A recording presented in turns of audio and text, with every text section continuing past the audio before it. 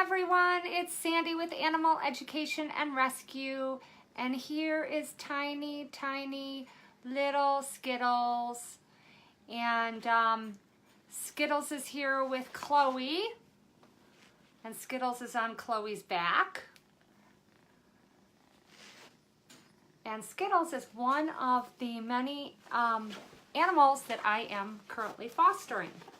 So I'm going to wait just a minute and see who comes on board to watch this live. This live is all about fostering animals. I'm really excited to talk to you at length about the good, the bad, and the ugly of fostering. Again, my name is Sandy Kamen Wisniewski, and I am the founder and director of Animal Education and Rescue. I might be a minute early, so just bear with me if those of you that also are early, and let's wait and see who comes on board. And if somebody could say hi. Oh, the Lori's here. Hi, Lori. Thanks for coming on board. We're going to learn all about fostering animals today. That is the goal. So let's see if somebody else can say hi. Let's see who else comes on board. It's just a few minutes before 7 o'clock, and we are going to spend an hour together. And it's going to be from 7 o'clock till 8 o'clock. And I promise you, I will give you the inside scoop. And I will be bluntly honest with you and fair with what I want to share with you about fostering. And I think it's a very important topic. And I think a lot of people have thought about fostering and for whatever reason haven't yet. And I hope that my insight that I can give you tonight will help you to decide whether or not you want to give it a try and see if fostering is right for you.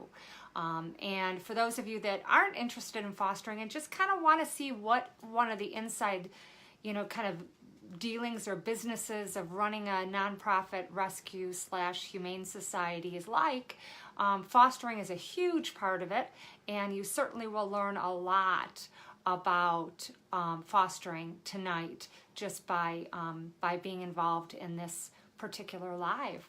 So I see Abby is here. Hi, Abby.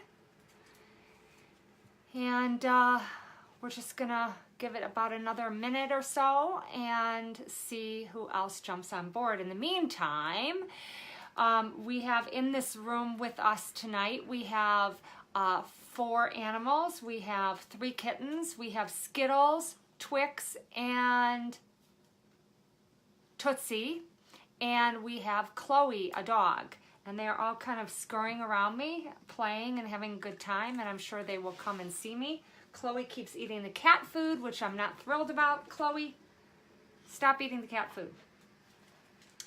And I wish I had multiple cameras so you guys could see all the kittens running around and having a great time and jumping on the cat towers and playing in the litter box and all of that good stuff.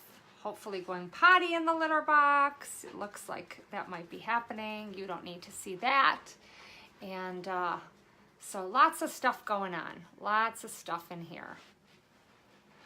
Hi, Sandy. Okay, so, and I know I'm pretty sure Janie Lane is Sandy. I think she goes by a different name on Facebook, but I think if it is Sandy, Sandy is also fostering for us. So I'm sure she will relate to a lot of what I'm going to talk about tonight. So I need somebody to be my timekeeper. If somebody could let me know when it's 7:30 and let me know when it's 7:45, that would be very helpful. One of these days I will get myself a watch. It's not a priority. I can't. I just can't. I never remember to go get one. I had one, but it doesn't have a battery and it's really old, but I really need a watch, or I need something so that I can keep track of the time on these things. In the meantime, I can utilize one of you to keep track of the time for me. So if somebody could keep track of the time, I would be very, very grateful.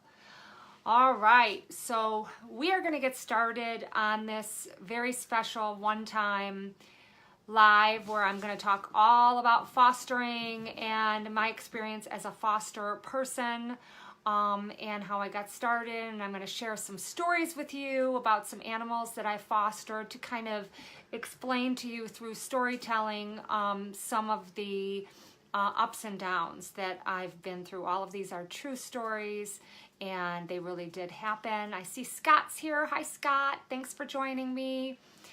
And by the time we're done with this 1 hour live, I'm hoping that you will have all the information that you need to make in order to make an educated decision whether you want to foster or certainly I encourage you, and I will do that throughout this video, encourage you to share this video far and wide. We need more foster people to foster for us, and obviously to foster for a lot of other organizations that rely on foster homes. I'm going to kind of set the tone a little bit in the beginning of this just because a lot of people might have questions for me.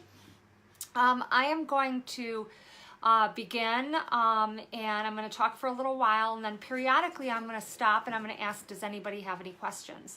So if you wouldn't mind saving your questions for when I say, does anybody have any questions, that would be helpful to me because I have to look on my screen. First of all, I'm staring at myself, which is unnerving, but I've gotten used to it.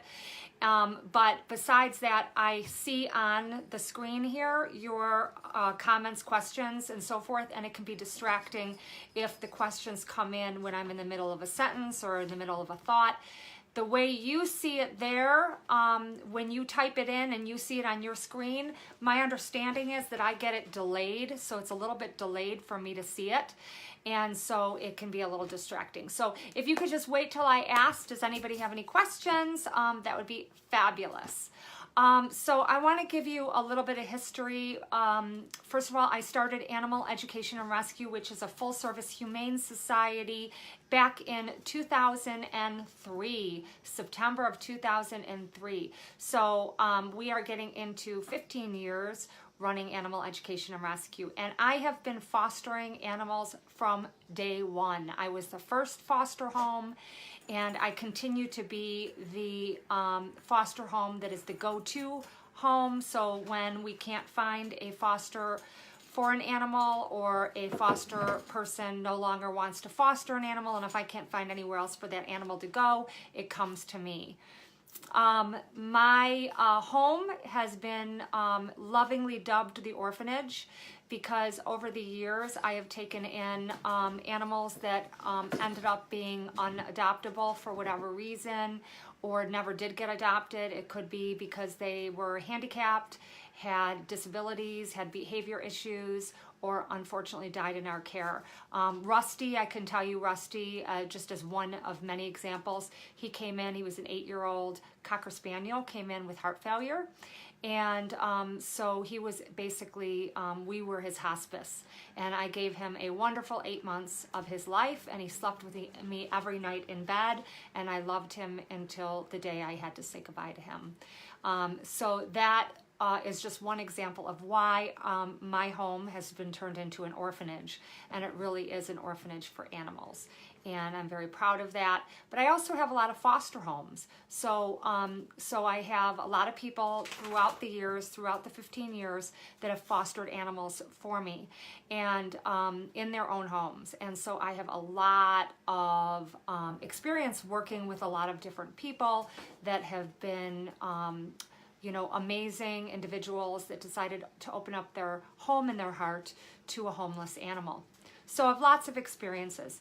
I will tell you that I remember vividly one of the first, if not the first, dog that I ever fostered and actually found a home for. Her name, I named her Honey, and she actually came from Southern Illinois, and she was a yellow lab mix.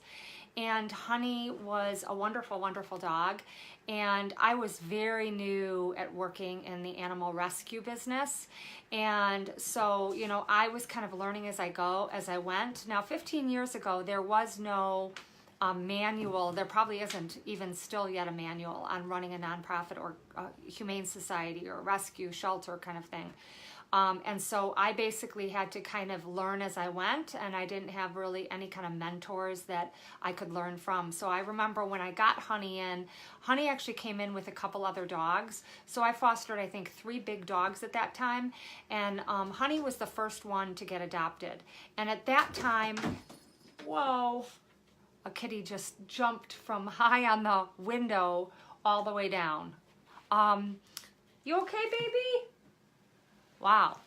Anyway, and so I remember vividly back then, up until probably from 2003 till maybe 2005 or 6, we did home visits. So each and every animal that we took in, not only did we screen applications, like check references and check with their vet and interview the people, make sure they're a good home, but we also did home visits where we actually went to their residence before we even agreed to adopt them.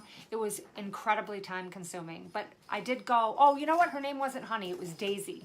It was Daisy. And so I did actually go to the people's home.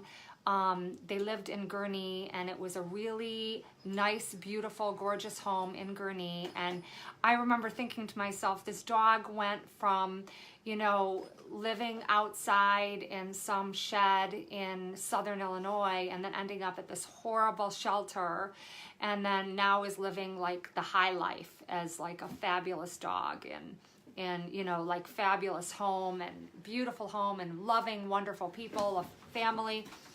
But I will say it was hard the first time. Saying goodbye to her as I left, and she stayed, was really hard. It's really, really hard. So, you know, that's one of the things that a lot of people ask me is, how could you do this? How could you give them up? Well, okay, so let's just like dive right in, okay?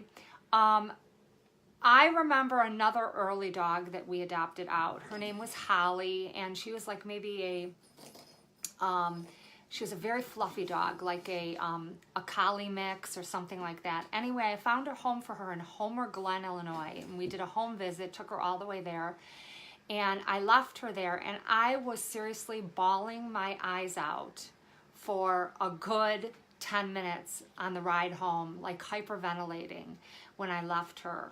And it was really, really hard.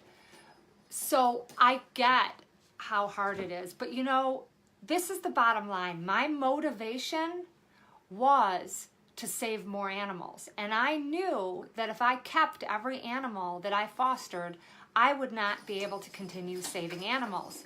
And so the big picture is there's always dozens and dozens and literally hundreds and thousands of dogs and cats and rabbits and guinea pigs or whatever you're fostering that are waiting behind that dog that you give up and you're sobbing your eyes out.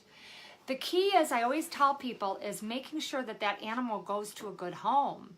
And if the organization that you're working with does thorough screening, interviews the people really well, the potential owners, checks references, makes sure that it's a good fit, then while it's difficult, if you keep it in your mind and you keep the mindset that this is not my animal, this is not my animal to keep, I am just the bridge. I am the bridge from homeless to forever home. That is a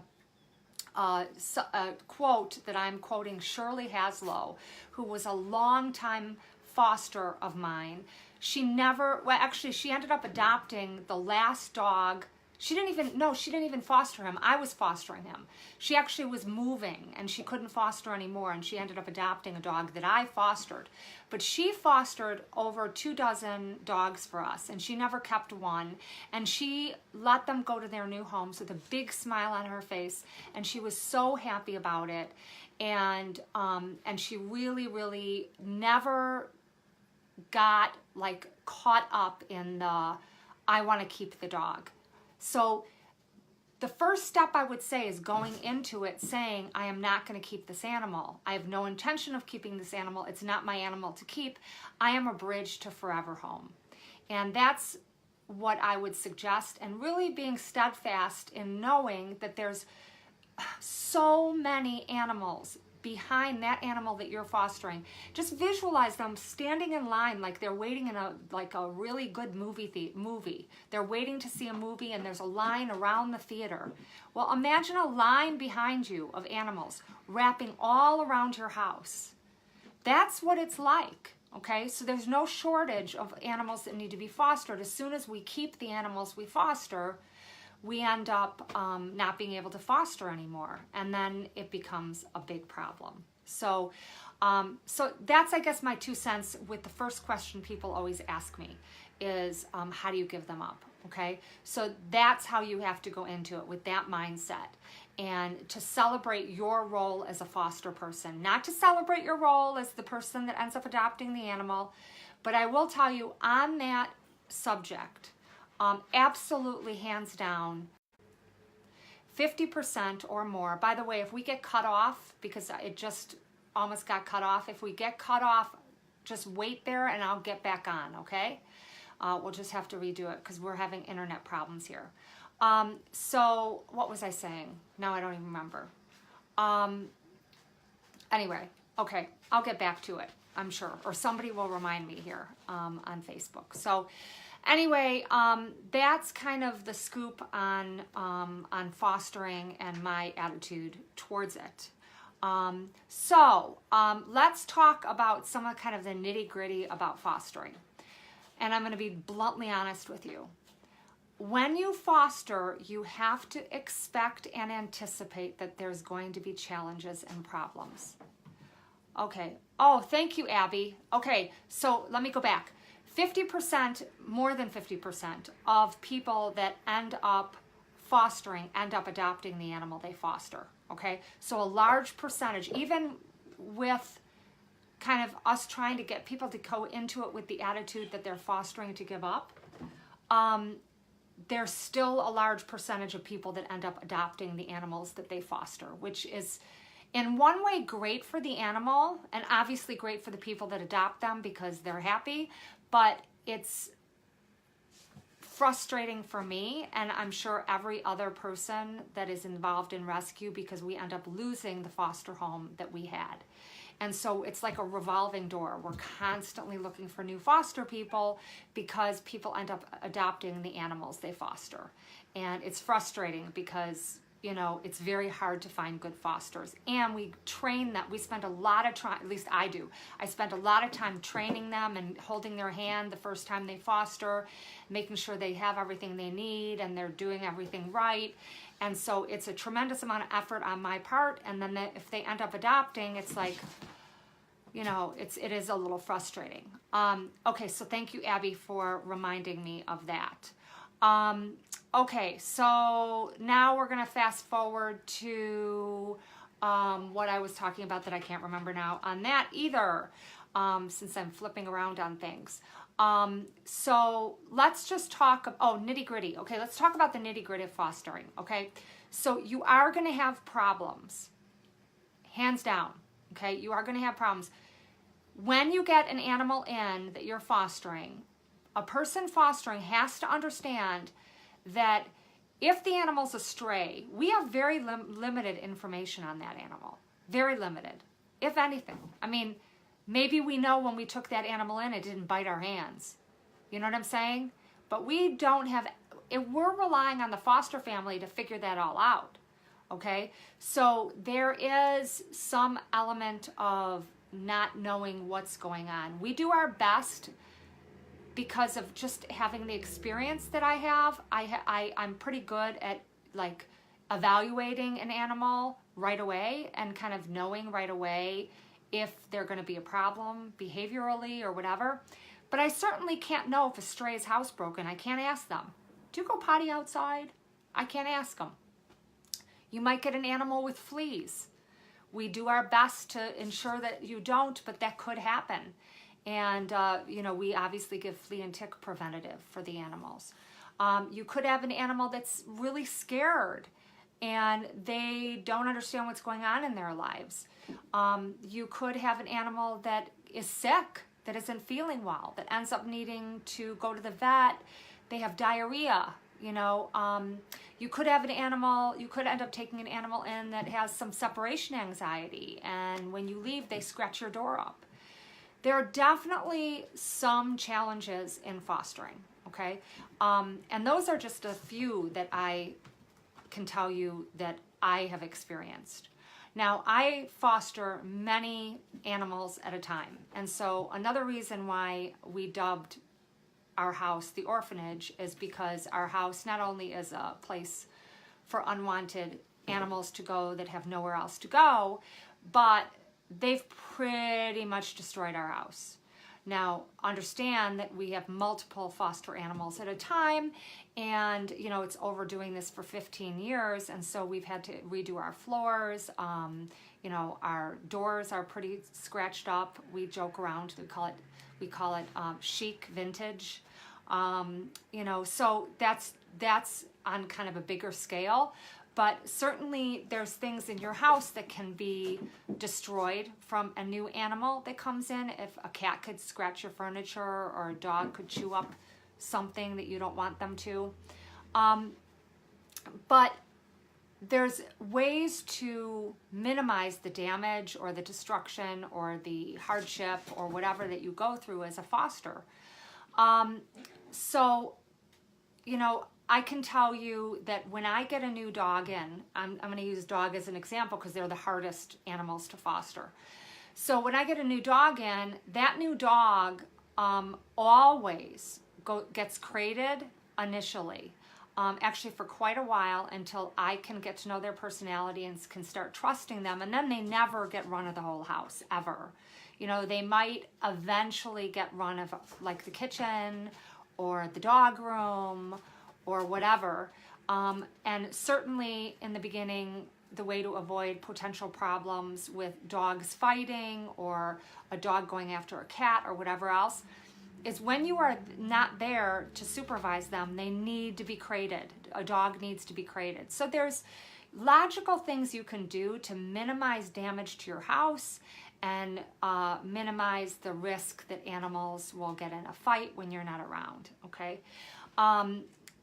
If a person is really, I don't know what other word to use, but anal about things in their house, they want everything to be perfect, they like their routines, they don't like surprises,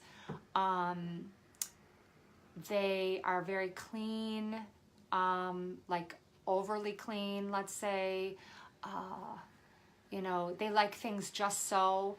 Those kind of people, in all honesty, probably wouldn't do well fostering, because you have to roll with things. You have to realize that things are going to happen, and you know, there may be some destruction, or the cat might throw up on your floor, or you know, whatever, and you have to anticipate that's going to happen.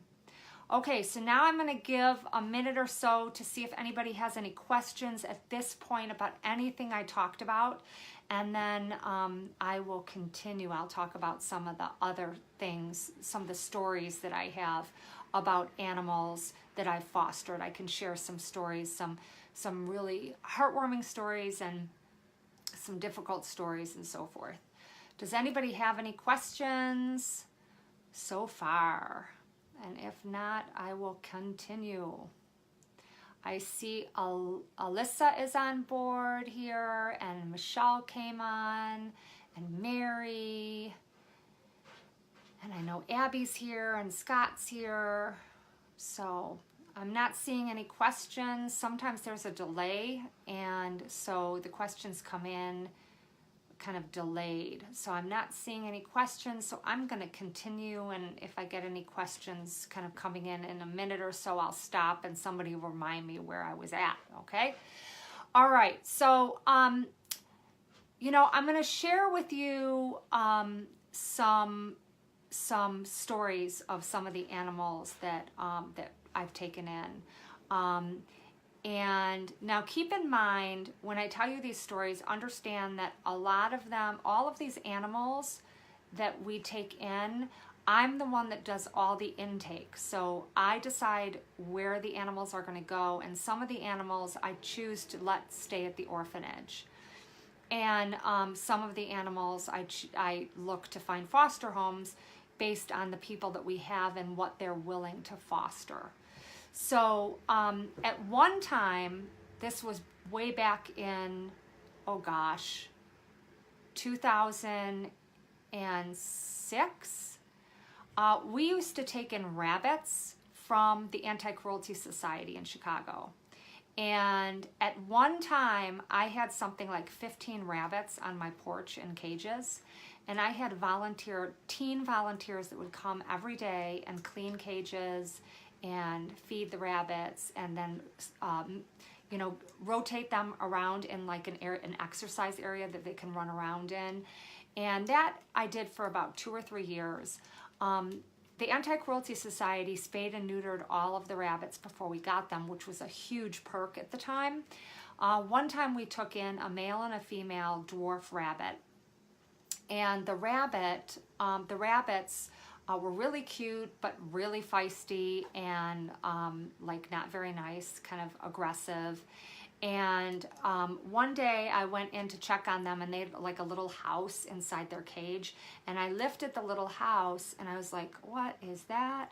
They had babies. So the Anti-Cruelty Society forgot, or somehow they got, you know, misplaced, or I don't know, but they didn't get spayed and neutered. And so we ended up with 3 baby rabbits. So we had then 5 rabbits of these little dwarf rabbits that were really mean and like vicious, and they were very hard to handle. And I thought, how am I ever going to find homes for them? And this wonderful family came along that were huge rabbit people, and they took 3 of the 5. I don't know, I must have found homes for the other 2. And I remember they kept in touch with me for like 7 or 8 years until the rabbits passed away. And they were like rabbit whisperers. They were amazing. So that was a really, really great experience. And certainly, as far as animals go, I've had ones that, you know, I've gotten more attached to than others.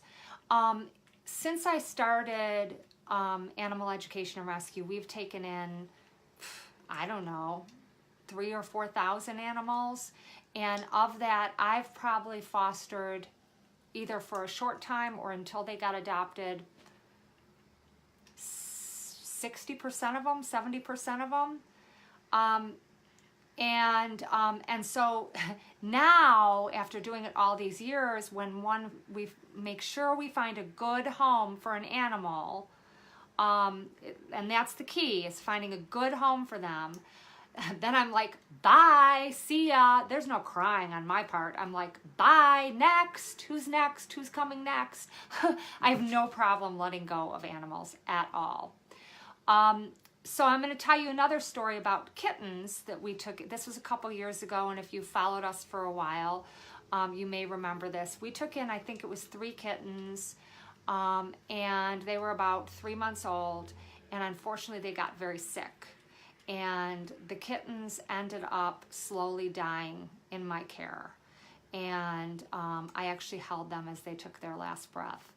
And I know that that has happened a few times with a couple other foster people throughout the 15 years, and that did them in. And I could tell you the 2 other people that happened with, they'd never fostered again. It was too emotional for them, and I so get it.